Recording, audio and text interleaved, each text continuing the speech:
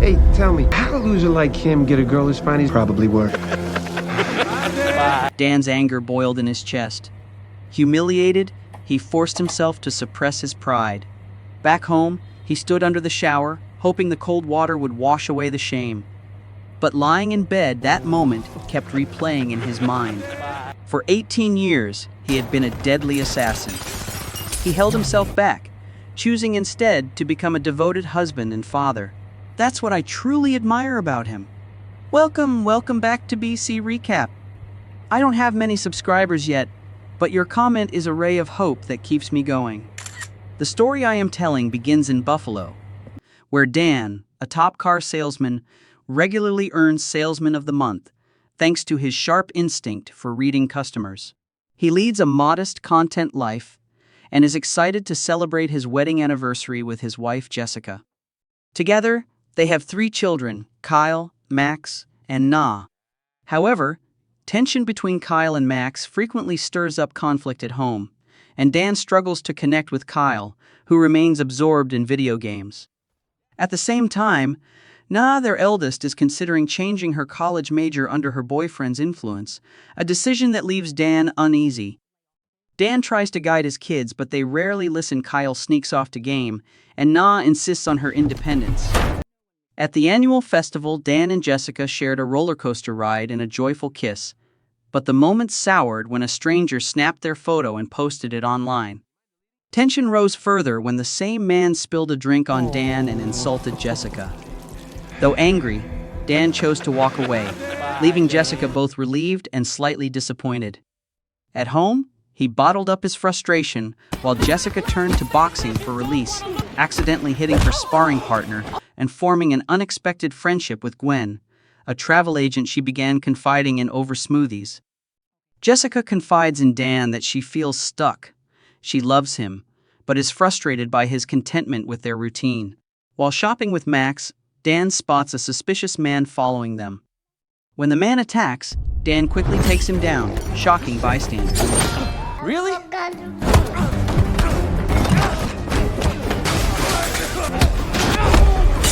Daniel. Back home, he opens a hidden compartment holding a gun, old passport, and cash. Shaken, he calls his former associate Augie to arrange new identities for his family. Augie warned Dan they were in danger, likely targeted by his former boss, McCaffrey, and urged him to run. Dan, a former assassin, confessed he'd kept his past hidden from his family and believed McCaffrey had found him through the festival photo. Searching for Na, he discovered she'd quit her job months earlier after a betrayal and was now hiding under the bleachers, disheartened over giving up her dreams.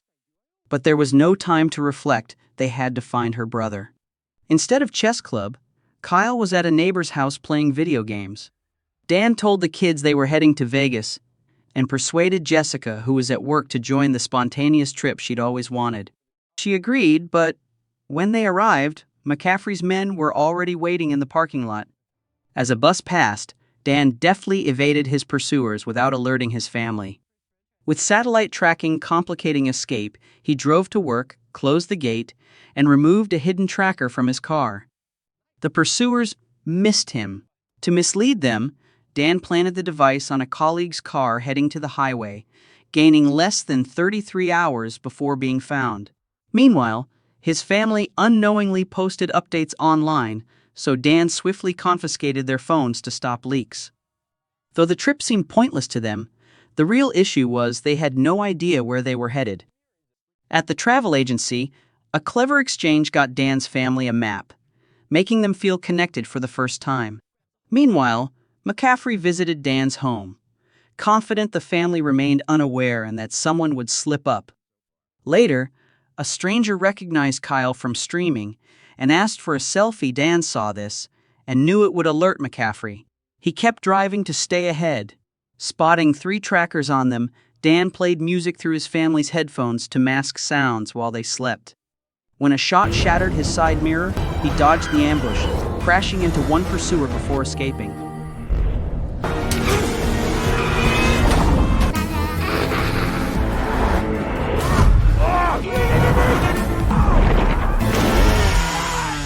Dan's family slept soundly, the deepest sleepers he'd seen. After a long night of driving and losing the last pursuer, Dan finally rested while they remained asleep. Near the college, Na argued against visiting the campus, while Jessica boasted about her party skills. Na admitted she only wanted to go because her boyfriend Trevor studied there. Dan spotted a German man on the phone, suspecting a link to McCaffrey. Before he could act, someone attacked him. A quick fight broke out in a chemistry lab, and Dan subdued the attacker before rejoining his family. As the family prepared to leave, Na discovered Trevor was cheating and returned in tears. Dan comforted her by teaching a martial arts move, strengthening her and their family bond. On the road, their connection deepened. Na thanked Dan for his support and considered returning to her editorial job. At a motel, Dan and Jessica shared a tender moment, and she sensed he had changed. Meanwhile, Dan called Augie, who was bringing new identities, though Dan hadn't told his family yet. Dan quietly returned the phone and prepared to talk with Kyle. Kyle revealed his pro streaming career and challenged Dan to a laser tag match. In Las Vegas, they checked into a top suite, but before relaxing, Dan met Augie, who handed him new identities, one-way tickets to Vancouver, and a large sum of cash. Later, Dan checked on the kids but got no answer, so he and Jessica rushed back. Jessica was fooled by dolls arranged like sleeping children and felt reassured. As she freshened up to romantic music, McCaffrey's men attacked. Dan fought back, using vodka to start a fire and took down some attackers, but Jessica was taken hostage. Easy, Coogan. When an attacker called Dan Sean, Jessica realized his secret. Using the distraction, Dan neutralized the attacker. Jessica searched for the kids, found only dolls, and knew they had to go to HyperX, where Kyle had mentioned. Kyle's team played poorly, despite his 30 kills.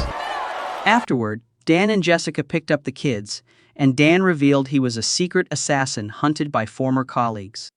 The kids doubted him until an attack forced them to hide behind a car. Dan subdued the armored attacker and admitted working as a mercenary for McCaffrey, who had killed 42 people. Kyle, calling him a hypocrite, began to understand why Dan avoided leaving the city and social media. Dan gave his family new identities. Jessica became Molly. Kyle became Van after hiding the truth for 18 years. But they rejected him. Jessica decided to leave, vowing to care for the kids and calling Gwen for help, while Dan stayed outside guarding until morning. Despite Dan's warnings about McCaffrey, Jessica told him to stay away. When Jessica met Gwen, she found her powerful and cunning. Gwen spoke of a former lover who started a new life with a woman she disliked, but instead of jealousy, Gwen befriended her, patiently waiting to trap her. Jessica outsmarted McCaffrey, but the threat lingered. McCaffrey called Dan, revealing he held Dan's family captive and arranged a meeting at an abandoned hotel. At the penthouse, McCaffrey, Dan's biological father, mocked him and demanded he return to serve, promising to free the family if he agreed or kill them if he refused. Though Dan had defeated McCaffrey's henchmen, he saw no choice but to comply. Jessica and the kids vowed to protect Dan from this cruel fate. Moments earlier, the kids wanted to cut ties with Dan, but when Kyle pressed the elevator button, they changed their minds. While trying to convince Jessica not to abandon Dan, she defended the family by knocking down a henchman during Max's diaper change. They chose to stand by Dan. Meanwhile, Gwen tried to lure Dan back, ignoring the technician, but his family arrived in time to rescue him. Dan knocked out Gwen and captured the technician. He apologized to Jessica for his secrets and vowed honesty and commitment. Meanwhile, McCaffrey grew suspicious of the technician, and Kyle's drone skills revealed Dan's tech talents. As henchmen closed in, Dan urged his family to flee to the rooftop while he fought. Kyle tracked the attackers with a drone. Outnumbered, Dan skillfully took down each henchman. McCaffrey, alerted by the drone, woke Gwen to hunt Dan's family. Dan pleaded with his father, but McCaffrey refused. Under heavy fire, Dan dodged every shot. Jessica hid the kids and readied her weapon as Gwen appeared, mocking her. Jessica stayed firm while Kyle warned Dan that 9 more henchmen were coming. Dan swiftly took down each henchman, making McCaffrey's choice of shooters seem weak. McCaffrey was pleased to finally shoot down the drone.